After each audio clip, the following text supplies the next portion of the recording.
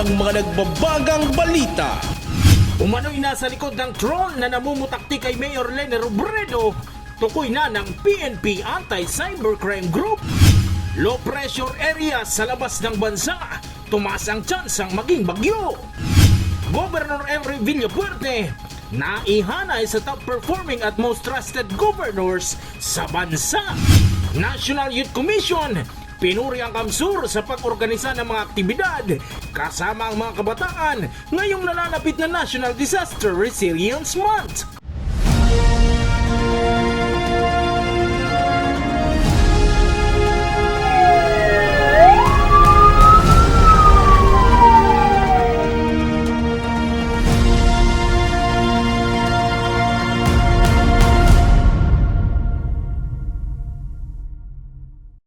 Magandang gabi. Narito ang mga may init na balita sa Camarines Sur. Hinihintay na lang ng PNP Anti-Cybercrime Group kung magsasampa ng kaso ang kampo ni Mayor Leni Robredo sa nasa likod ng umano'y troll na namumulitika sa dating vice-presidente. Kilala na umano ng pulisya ang nasa likod ng naturang troll account, si John Amador sa detalye.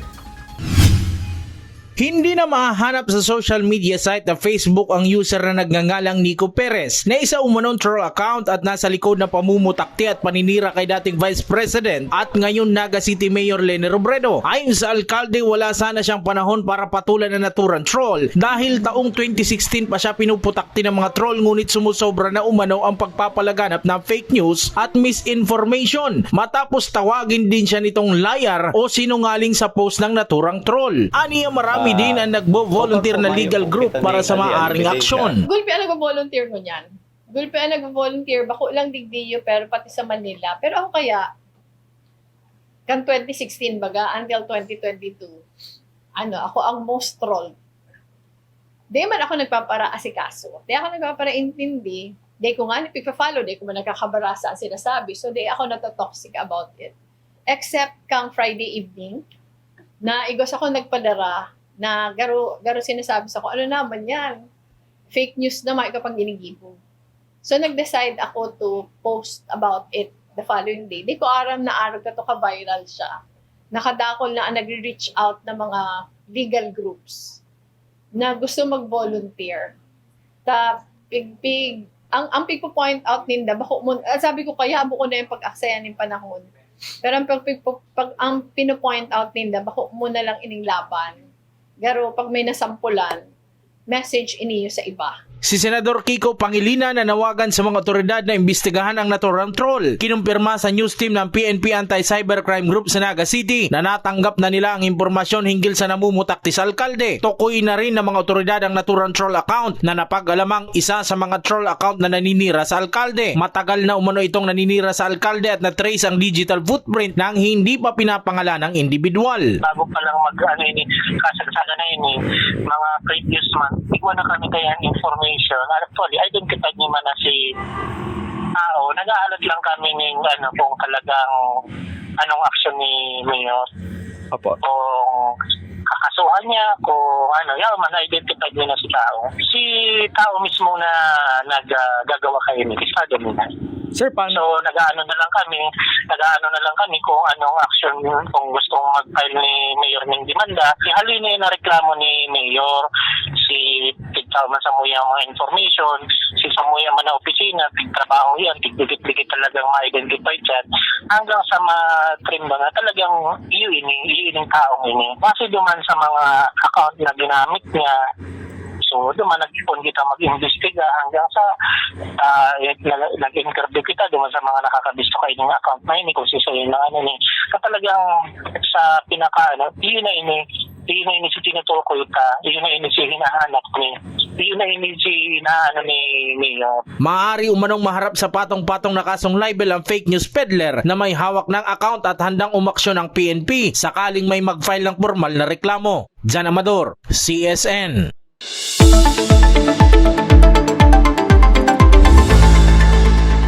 Binabantayan ng Pag-asa ang isang low-pressure area sa labas ng Philippine Area of Responsibility. Ayon sa Weather Bureau, mataas ang tsansa nitong maging bagyo sa susunod na 24 oras. Huli ang namataan sa higit 1,500 kilometers silangan ng Eastern Visayas. Inaasang papasok ang LPA sa bansa bukas ng umaga na magdadala ng maulang panahon oras na lumapit sa kalupaan ng bansa. Nakatanggap ng higit sa 8,000 pesos ang piling residente sa mga bayan ng Gainza at Milaor na benepisyaryo ng Cash for Work at Rice Convergence Program ng DSWD. Mga benepisyaryo nagkaroon ng pansamantalang trabaho sa loob ng 18 araw. Narito ang ulat.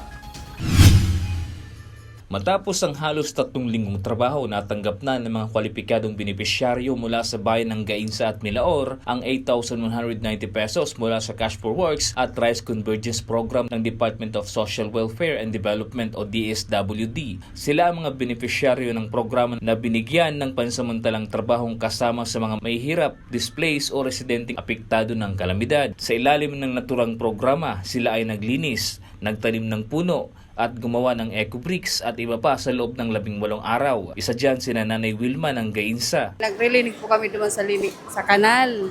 Pinarali mo po si mga plastic, tigralain mo si plastic sa kasi mga nalalapa. Tiglain mo din, tiripon po sa taas.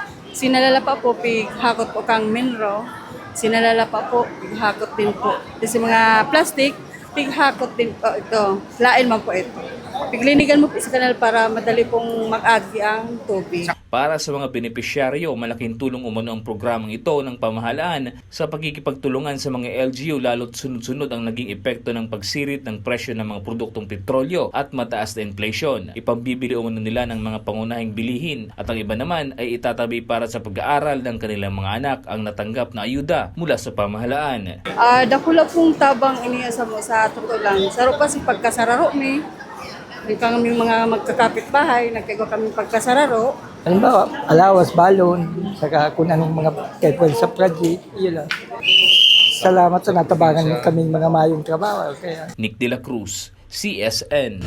Nagpatagisan ang mga mag-aaral mula sa iba't ibang paaralan sa Camarines Sur sa Resilience Olympia Debate Competition ng EDMIRO. Narito ang ulat. Promotes the right to help. Article 2, Section 16 recognize the right to help all. From this energy crisis, we tell you that this looks like private energy providers, like for example, companies like Meralco or APEC. Nagpatagisan ang mga estudyante mula sa iba't ibang paaralan sa Camarines Sur sa ginanap na Resilience Olympia Debate Competition. Bahagi yan ng pakikiisa ng provincial government ng Camarines Sur sa pamamagitan ng EDMIRO sa month-long celebration ng National Disaster Resilience Month. Iba't ibang topic ang pinagdebatehan ng mga estudyante na nahati sa dalawang grupo, ang gobyerno at oposisyon hinggil sa environmental issues, disaster at iba pa. Naging platform ang debate para sa mga tulad ni Pio para ipaabot ang karapatan ng mga kabataan pagdating sa disaster resilience. Sa pamamagitan ng naturang aktibidad na iparating umano nila ang boses ng kabataan at partisipasyon nito sa pagtugon sa anumang hamon ng kalamidad. Ang kabataan at pag-asa ng bayan, mga salita ni Jose Rizal, no? I think it was pretty evident. It was pretty evident that the involvement of the youth is very necessary. We can observe the trends in DRM, the trends in climate change. And along with the trends, dapat marunong rin tayo magbago. The government must also know how to adapt to what we have, no? What challenges we're now facing. So sa aking palagay, kailangan talagang makita ng mga kabataan ito. Kailangan na magkaroon ng involvement ng pakikilahok yung mga kabataan dito dahil yung mga kabataan po, sila po yung nakakakita ng mga nangyayari sa ating bayan. No? Isa sa mga naging hurado sa debate ang National Youth Commission kung saan pinuri nito ang provincial government ng Camarines Sur sa pag-organisa ng kahalintulad na aktibidad kasama ang mga kabataan. Ayon sa NYC, mahalaga ang papel ng mga kabataan lalo na sa pagtugon sa anumang kalamidad bilang tinaguriang pag-asa ng bayan. On behalf of the National Youth Commission, Naga-Area Office, kami pa ay nagpapasalamat sa Province of Camarines Sur for creating this platform for the youth to participate in the celebration of Disaster Resilience Month and also for incorporating different activities that our youth in the province of Camarines Sur can participate, can enjoy, and can learn something that para makatulong din sa kanila in terms of equipping them on about the disaster resilience or become more resilient and sustainable persons. Chris Novello, CSN. Naihanay si Kamsur Governor El Rey Villafuerte sa mga top-performing at most trusted governor sa bansa. Base yan sa Boses ng Bayan survey ng NGO na RPMD. Narito ang ulat. Kinilala si Camarines Sur Governor Luis Raymond L. Rey Villafuerte bilang isa sa top-performing and most trusted governor sa bansa. Base yan sa first quarter 2026 Boses ng Bayan Index of Governance ng RPMD Foundation Incorporated. Nagtala si Villafuerte ng 86.34%, IOG 86.15%, Trust at 86.53% performance rating. Dahilan upang mapasama siya sa top-ranked national cluster kasama sina Quirino Governor Dax Cua at Iloilo Governor Toto Defensor. Ayon sa RPMD, dumaan muna ang mga gobernador sa regional evaluation bago isinilalim sa national assessment. Pinagsama sa IOG ang trust at performance rating upang masukat ang antas ng kumpiyansa at tiwala ng publiko, maging kalidad ng pamamahala. Maliban kay Governor El Rey Villafuerte, nilala rin ng RPMD ang Kamsur District Representatives na sina Jorge Horibata, Migs at Luigi Villafuerte bilang top-performing and most trusted district representatives sa buong bansa. Ayon sa resulta ng independent and non-commissioned Boses ng Bayan Index of Governance IOG, nagtala si Representative Mix Villafuerte ng 82.58% IOG, 82.55% naman ang Trust at 82.61% performance rating, dahilan upang mapasama siya sa ika-6 na national tier ng mga kinilalang mambabatas. Samantalang nakakuha si Representative Jorge Horibata ng 81.23% IOG, kabilang ang 81.18% Trust rating at 81.27% performance rating, habang si Representative Luigi Villafuerte ay nagtala ng 81.06% IOG na may 80.93% trust rating at 81.18% performance rating. Pareho silang kabilang sa 7th national tier ng listahan. Tumasa ilalim umano sa survey ang tiwala ng publiko sa kanilang inihalal na opisyal sa distrito at probinsya ng kani-kanilang lugar. Nick De La Cruz, CSN. Bilang bahagi ng Police Community Relations Month, kinilala ng PNP ang mga individual na naging tulay sa mas maayos na ugnayan ng pulisya at komunidad. Si John Amador sa detalye. Ilang mga personnel, barangay official at miyembro ng media ang binigyang pagkilala ng Philippine National Police nitong Lunes sa Naga City Police Office Compound. Ang pagbibigay ng pagkilala ayon sa PNP ay dahil sa natatanging ambag at suporta ng naturang mga sektor sa mga police operation at programang pangkaayusan at kapayapaan sa lungsod. Sila ay ating binigyan ng award upang ito ay ma-boost yung moral nila at the same time makilala yung kanilang contribution sa ating kapulisan as well as sa ating community. At napakalaki ng ambag, lalong-lalo na ating barangay officials na kung saan sila ay nagiging mandatory witness natin sa mga campaign natin against illegal drugs or any illegal activities na nangyayari sa community. Bilang tugon, bilang pagpapasalamat, bilang pagpapakita ng aming pagbigay ng appreciation, ay ginawaran natin sila ng awards and commendation.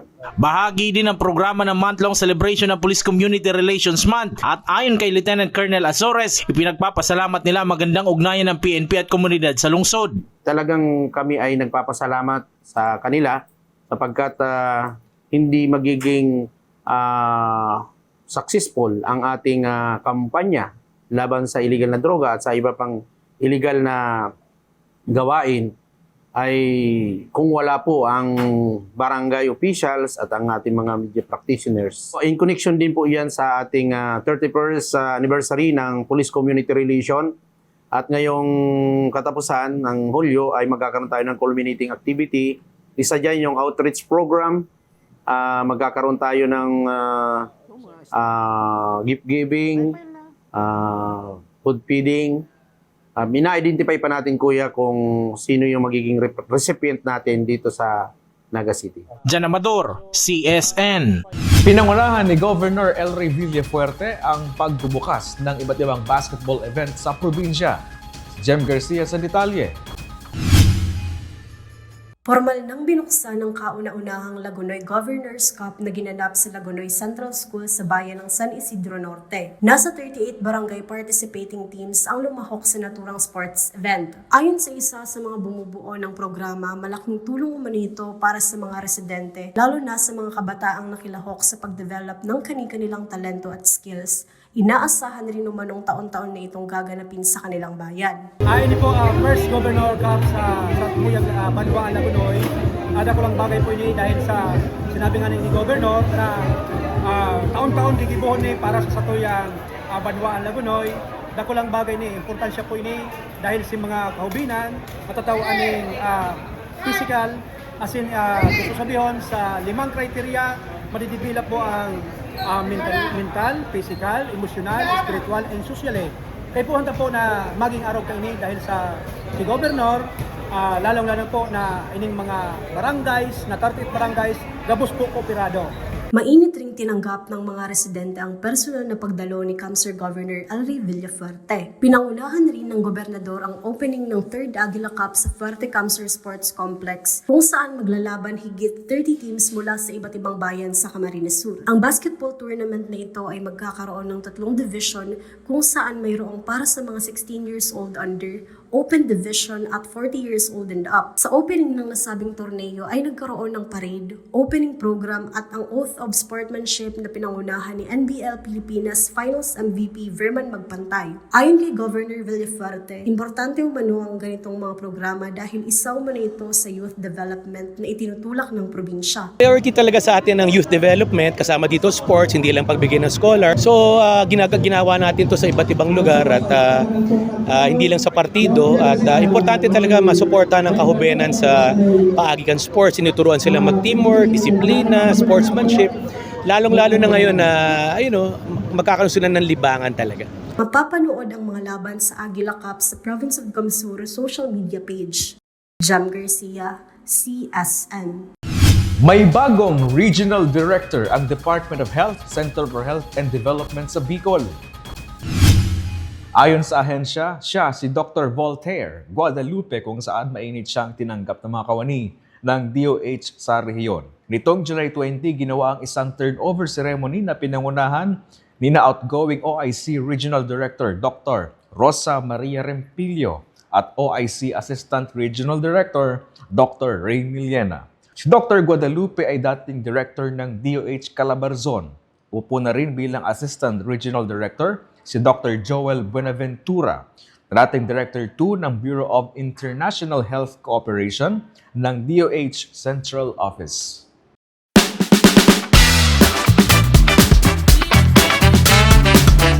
Umabot na sa higit 50 million ang bilang ng Facebook followers ng social media personality na si Ivana Alawi.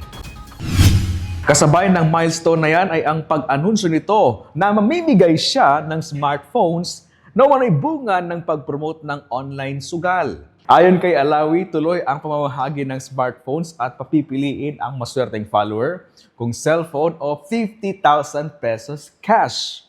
Ilang araw matapos i-upload ni Alawi ang video announcement ng pamimigay ng smartphones ay umabot na sa higit 8.5 million reactions, 6.9 million comments, 3.8 million shares, at 275 million views ang engagement sa Facebook ng naturang video sa kabila ng mga batikos online. At yan ang mga maiinit na balita ngayong araw sa Camarines Sur. Kami ang Kamsur News. Ako po si Chris Novello. Diyos mabalos sa pagtitiwala.